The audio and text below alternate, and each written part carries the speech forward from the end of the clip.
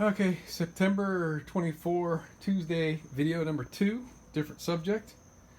I just got done talking about my windshield wipers not working correctly, and changing this multifunction switch was the fix.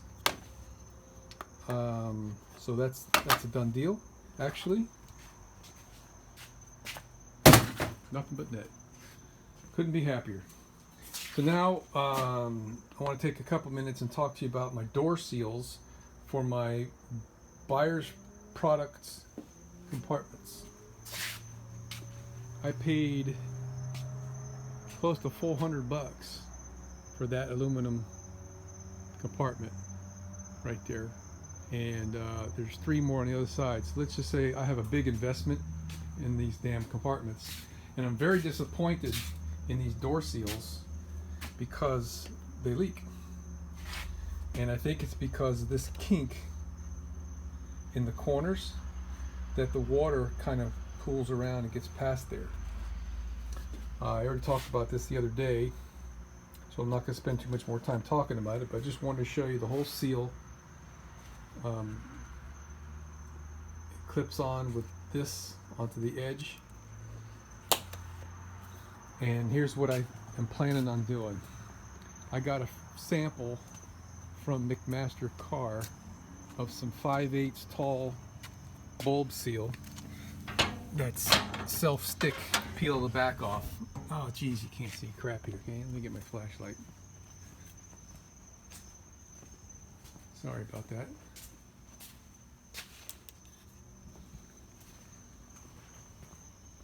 Okay, so now you can see there's that one little piece on there, and I was concerned it might be too wide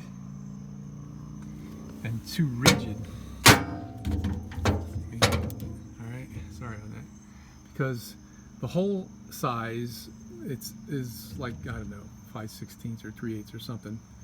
And there's 2 different hole sizes in this stuff. And there's one with a smaller hole that's more rigid. So I got the one with the larger hole. I think I did anyway.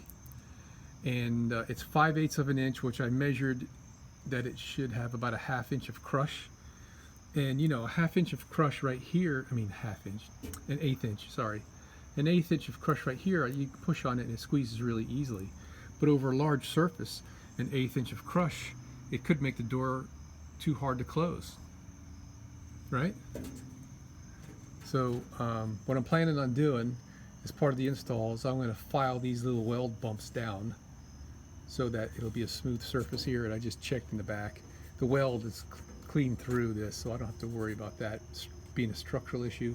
And there's a heck of a big weld going in that corner. I'm not worried about the weld. But anyway, turns out that this bulb seal seems to be absolutely perfect. And when I close the door, it's just a little bit out. Right? When it hits that bulb seal, and you can see, right, it's out a ways, and push it in a little bit with my knee. Doesn't take much. And then when you lower the handle, that sucks it in tighter.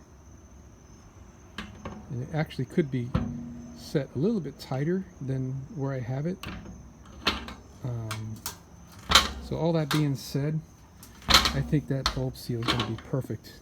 So I'm going to buy enough of that for all 4 of my compartments. And it's a lot of feet, man, because I got on the other side I've got 12 3 4-footers, which is 12 feet long. So I need 24 feet for the top and bottom, and then I need 18 inches tall times 1 2 3 4. It's 36. 3 feet, 6 feet, 24 and 6, so it's going to take 30 feet.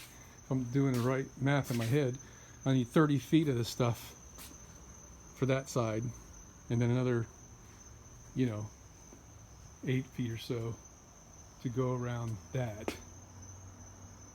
So it's probably going to cost me about $50 with shipping, but I don't mind spending the extra money if I know that my compartments are going to stay dry. So we're going to call it a night here. Let me pull my power cord off my interior light. Okay. That's just a temporary light, of course, folks. And I got my battery charger here, which is not really a battery tender, but it works as one perfectly fine. I'm going to plug in my battery charger, keep my batteries up to snuff. There we go, all plugged in. And we're on,